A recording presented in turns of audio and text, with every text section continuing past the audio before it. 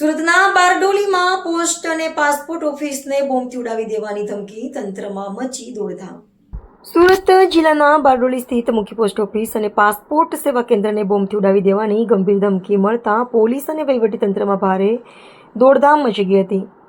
અજાણ્યા શખ્સો દ્વારા ઈમેલ કરી આ ધમકી આપવામાં આવી હતી, જેને પગલે તંત્ર એલર્ટ મોડ પર આવી ગયું હતું. ઈમેલ દ્વારા મળેલી ધમકીમાં જણાવવામાં આવ્યું હતું કે પોસ્ટ ઓફિસ અને પાસપોર્ટ ઓફિસમાં સાયનાઇડ ગેસ ભરેલ આઈડી બોમ્બ પ્લાન્ટ કરવામાં આવ્યો છે. ધમકી આપનારને સ્પષ્ટપણે ચેતવણી આપવામાં આવી હતી કે બપોરે 1 ને 15 કલાક સુધીમાં ઓફિસ ખાલી કરી દેવી, અન્યથા બોમ્બ વિસ્ફોટ કરવામાં આવશે. ધમકી મળતા જ સુરક્ષા એજન્સીઓ અને સ્થાનિક પોલીસ ત્વરિત હરકતમાં આવી ગઈ હતી. સુરક્ષાના ભાગરૂપે તાત્કાલિક અસરથી બંને કચેરીઓમાં કામગીરી બંધ કરાવીને સ્ટાફ અને મુલાકાતીઓને સુરક્ષિત બહાર કાઢવામાં આવ્યા હતા.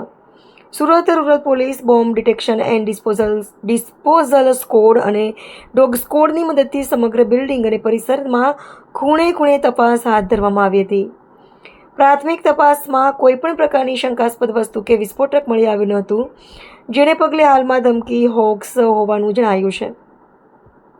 તાજેતરમાં ગુજરાતના વિવિધ શહેરોમાં પોસ્ટ ઓફિસ અને પાસપોર્ટ ઓફિસને નિશાન બનાવીને આવી ધમકીઓ આપવાનું પ્રમાણ વધ્યું છે.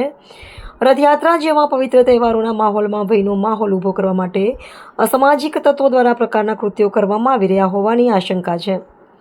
સાયબર ક્રાઇમ અને ગુપ્તચર એજન્સીઓ હાલમાં ઈમેલ મોકલનારના આઈપી એડ્રેસ અને સ્ત્રોત સુધી પહોંચવા માટે આક્રમક તપાસ કરી રહી છે. નાગરિકોને અપીલ કરવામાં આવી છે કે અફવાઓથી દૂર રહે અને કોઈ પણ શંકાસ્પદ હિલચાલ જણાય તો તાત્કાલિક નજીકની પોલીસને જાણ કરવી.